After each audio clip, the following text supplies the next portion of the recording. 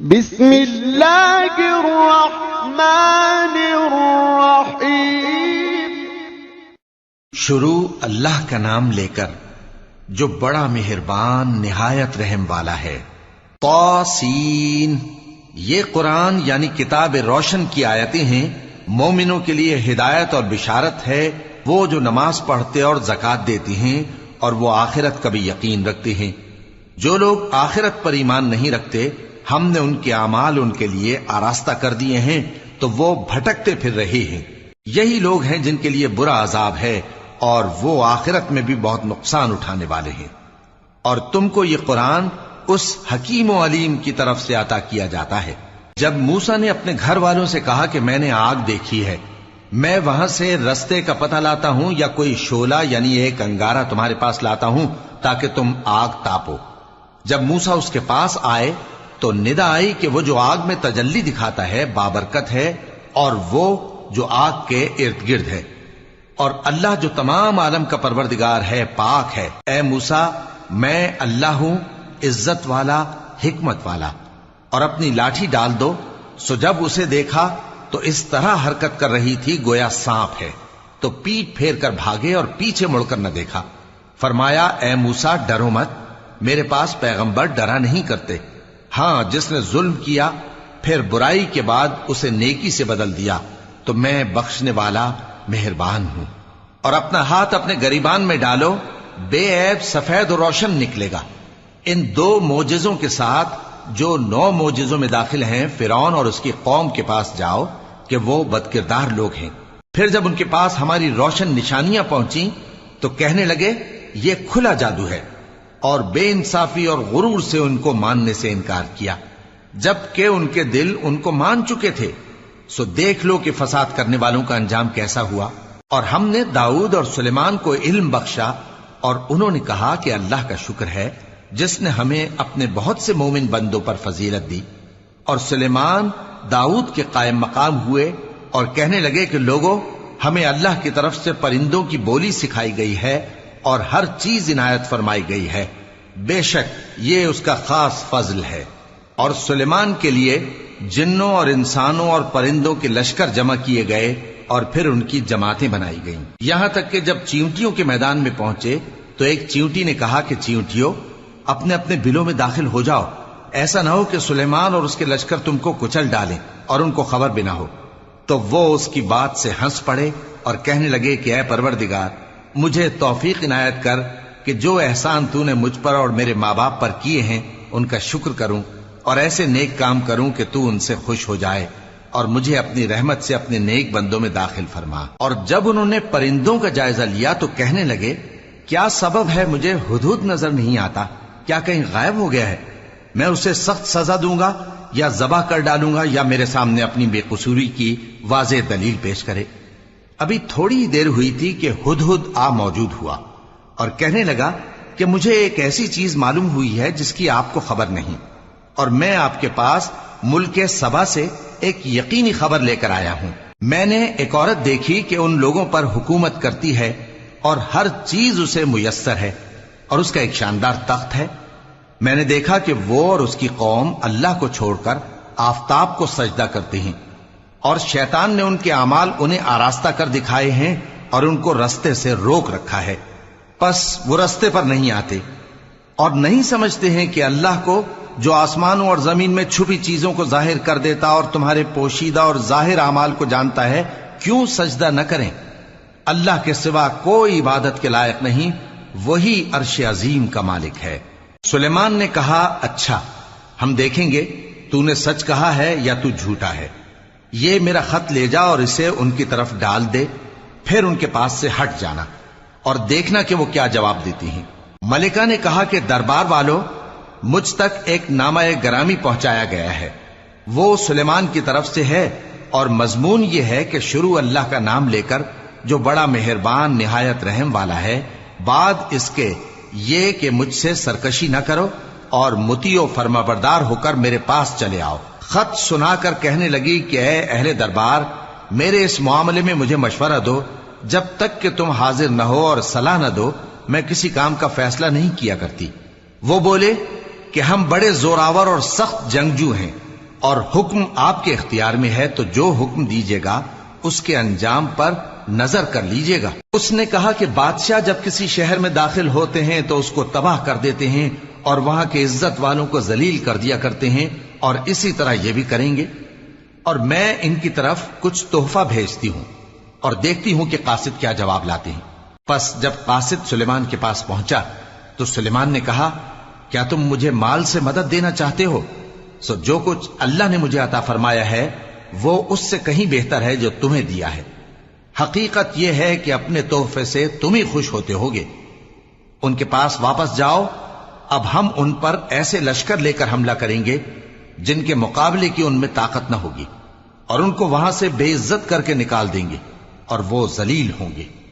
سلیمان نے کہا کہ اے دربار والو، کوئی تم میں ایسا ہے کہ قبل اس کے کہ وہ لوگ فرما بردار ہو کر ہمارے پاس آئیں، ملکہ کا تخت میرے پاس لے آئے؟ جنات میں سے ایک قوی ہیکل جن نے کہا کہ قبل اس کے کہ آپ اپنی جگہ سے اٹھیں میں اس کو آپ کے پاس لا حاضر کرتا ہوں، اور مجھے اس پر قدرت بھی حاصل ہے اور امانت دار بھی ہوں۔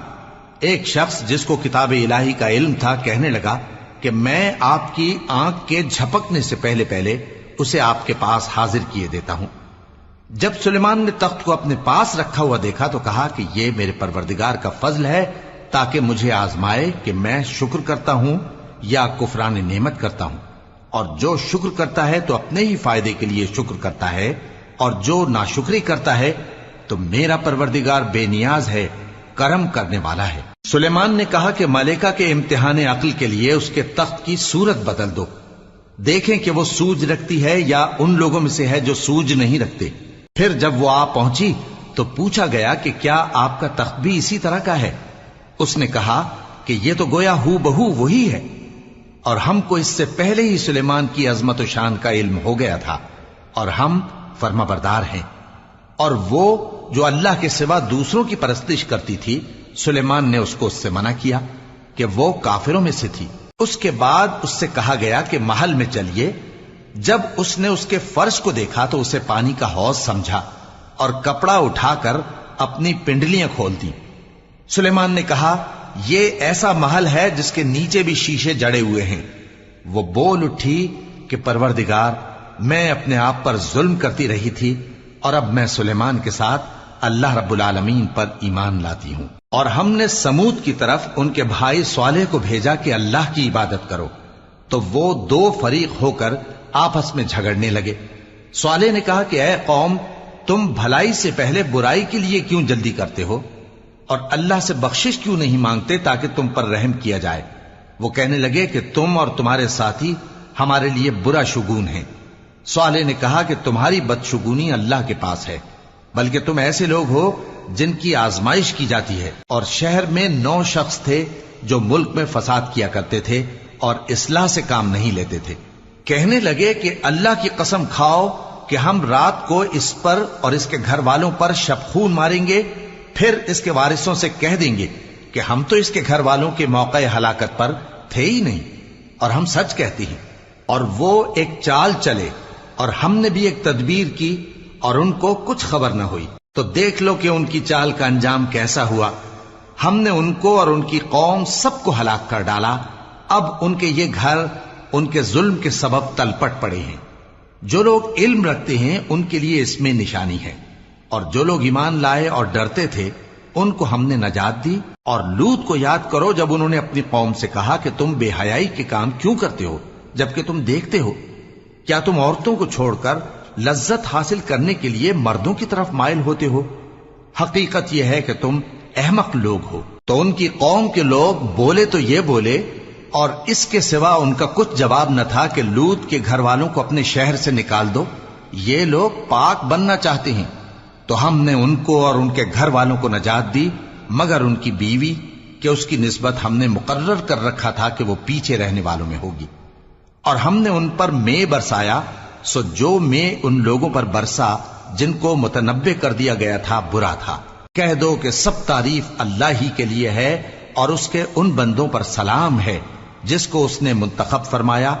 بھلا اللہ بہتر ہے یا وہ جن کو یہ اس کا شریک بناتے ہیں؟ بھلا کس نے آسمانوں اور زمین کو پیدا کیا، اور کس نے تمہارے لیے آسمان سے پانی برسایا؟ پھر ہم نے اس سے سرسبز باغ اگائے، تمہارا کام تو نہ تھا کہ تم ان کے درختوں کو اگاتے، تو کیا اللہ کے ساتھ کوئی اور بھی معبود ہے؟ ہرگز نہیں، بلکہ یہ لوگ رستے سے الگ ہو رہے ہیں۔ بھلا کس نے زمین کو قرارگاہ بنایا اور اس کے بیچ نہریں بنائیں اور اس کے لیے پہاڑ بنائے، اور کس نے دو دریاؤں کے بیچ اوٹ بنائی؟ یہ سب کچھ اللہ نے بنایا، تو کیا اللہ کے ساتھ کوئی اور معبود بھی ہے؟ ہرگز نہیں، بلکہ ان میں اکثر علم نہیں رکھتے۔ بھلا کون بے قرار کی التجا قبول کرتا ہے جب وہ اس سے دعا کرتا ہے، اور کون اس کی تکلیف کو دور کرتا ہے، اور کون تم کو زمین میں اگلوں کا جانشین بناتا ہے؟ یہ سب کچھ اللہ کرتا ہے، تو کیا اللہ کے ساتھ کوئی اور معبود بھی ہے؟ ہرگز نہیں، مگر تم بہت کم غور کرتے ہو۔ بھلا کون تم کو جنگل اور دریا کے اندھیروں میں رستہ بتاتا، اور کون ہواؤں کو اپنی رحمت کے آگے خوشخبری بنا کر بھیجتا ہے؟ یہ سب کچھ اللہ کرتا ہے، تو کیا اللہ کے ساتھ کوئی اور معبود بھی ہے؟ ہرگز نہیں۔ یہ لوگ جو شرک کرتے ہیں، اللہ کی شان اس سے بلند ہے۔ بھلا کون خلقت کو پہلی بار پیدا کرتا پھر اس کو دوبارہ پیدا کرے گا؟ اور کون تم کو آسمان اور زمین سے رزق دیتا ہے؟ یہ سب کچھ اللہ کرتا ہے، تو کیا اللہ کے ساتھ کوئی اور معبود بھی ہے؟ ہرگز نہیں۔ کہہ دو کہ مشرکو، اگر تم سچے ہو تو دلیل پیش کرو۔ کہہ دو کہ جو لوگ آسمانوں اور زمین میں ہیں اللہ کے سوا غیب کی باتیں نہیں جانتے، اور نہ یہ جانتے ہیں کہ کب زندہ کر کے اٹھائے جائیں گے، بلکہ آخرت کے بارے میں ان کا علم ختم ہو چکا ہے، بلکہ یہ اس کی طرف سے شک میں ہیں، بلکہ یہ اس سے اندھے ہو رہے ہیں۔ اور جو لوگ کافر ہیں کہتے ہیں کہ جب ہم اور ہمارے باپ دادا مٹی ہو جائیں گے تو کیا ہم پھر قبروں سے نکالے جائیں گے؟ یہ وعدہ ہم سے اور ہمارے باپ دادا سے پہلے سے ہوتا چلا آیا ہے، کہاں کا اٹھنا اور کیسی قیامت؟ یہ تو صرف پہلے لوگوں کی کہانیاں ہیں۔ کہہ دو کہ ملک میں چلو پھرو، پھر دیکھو کہ گناہگاروں کا انجام کیا ہوا ہے، اور ان کے حال پر غم نہ کرنا، اور نہ ان چالوں سے جو یہ کر رہے ہیں تنگ دل ہونا۔ اور کہتے ہیں کہ اگر تم سچے ہو تو یہ وعدہ کب پورا ہوگا؟ کہہ دو کہ جس عذاب کے لیے تم جلدی کر رہے ہو شاید اس میں سے کچھ تمہارے نزدیک آ پہنچا ہو، اور تمہارا پروردگار تو لوگوں پر فضل کرنے والا ہے، لیکن ان میں سے اکثر شکر نہیں کرتے۔ اور جو باتیں ان کے سینوں میں پوشیدہ ہوتی ہیں اور جو کام وہ ظاہر کرتے ہیں، تمہارا پروردگار ان سب کو جانتا ہے۔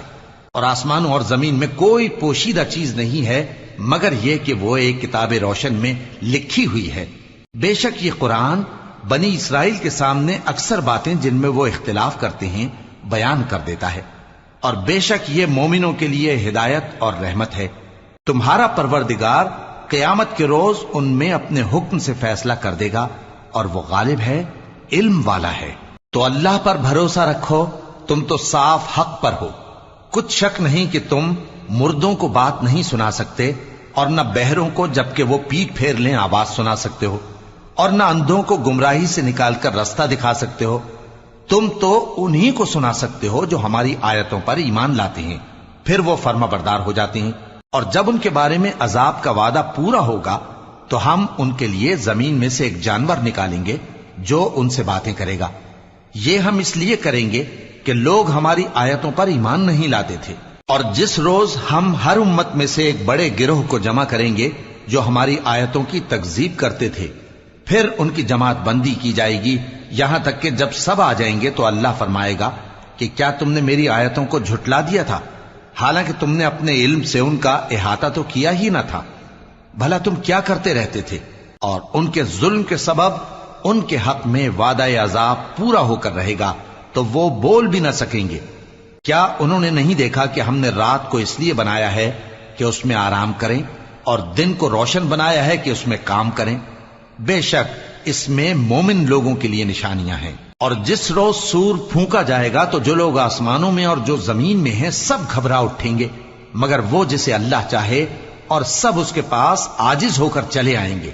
اور تم پہاڑوں کو دیکھتے ہو تو خیال کرتے ہو کہ مضبوط جمے ہوئے ہیں، مگر وہ اس روز اس طرح اڑتے پھریں گے جیسے بادل۔ یہ اللہ کی کاریگری ہے جس نے ہر چیز کو مضبوط بنایا، بے شک وہ تمہارے سب افعال سے باخبر ہے۔ جو شخص نیکی لے کر آئے گا تو اس کے لیے اس سے بہتر بدلہ تیار ہے، اور ایسے لوگ اس روز گھبراہٹ سے بے خوف ہوں گے۔ اور جو برائی لے کر آئے گا تو ایسے لوگ اوندھے منہ دوزخ میں ڈال دیے جائیں گے. تم کو تو انہی اعمال کا بدلہ ملے گا جو تم کرتے رہے ہو. کہہ دو مجھ کو یہی ارشاد ہوا ہے کہ اس شہر مکہ کے مالک کی عبادت کروں جس نے اس کو محترم بنایا ہے اور ہر چیز اسی کی ہے، اور مجھے یہ بھی حکم ہوا ہے کہ میں فرما بردار رہوں اور یہ بھی کہ قرآن پڑھا کروں. اب جو شخص راہ راست اختیار کرتا ہے تو اپنے ہی فائدے کے لیے اختیار کرتا ہے، اور جو گمراہ رہتا ہے تو کہہ دو کہ میں تو صرف خبردار کرنے والا ہوں. اور کہو کہ اللہ کا شکر ہے وہ تم کو عنقریب اپنی نشانیاں دکھائے گا تو تم ان کو پہچان لوگے، اور جو کام تم کرتے ہو تمہارا پروردگار ان سے بے خبر نہیں ہے.